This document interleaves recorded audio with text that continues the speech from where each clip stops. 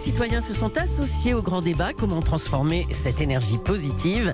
La fin du grand débat vendredi, je le rappelle, qui va marquer le début d'une seconde étape à partir du 15 mars. Des conférences citoyennes vont prendre le relais en région et des débats aussi début avril à l'Assemblée nationale et au Sénat.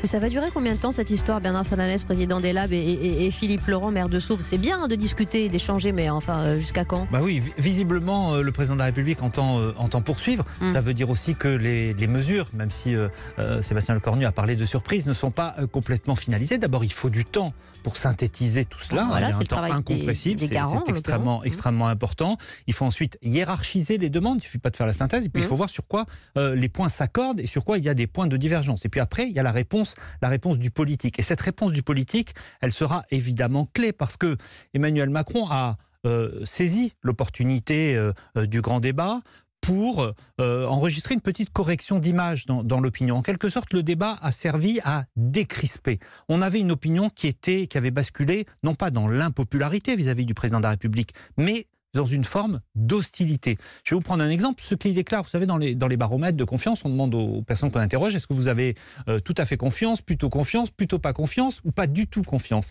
Eh bien, le chiffre de ceux qui n'avaient pas du tout confiance envers Emmanuel Macron, en décembre, il a passé les 1 sur 2. C'est énorme. Là, ce mois-ci, il est en recul de 12 points. C'est pour ça qu'on peut parler de décrispation, même si l'impopularité reste très forte. Il y a encore 2/3 des Français, il faut le rappeler, on parle de remontée, c'est vrai, mais 2/3 des Français déclarent ne pas faire confiance au président de la République.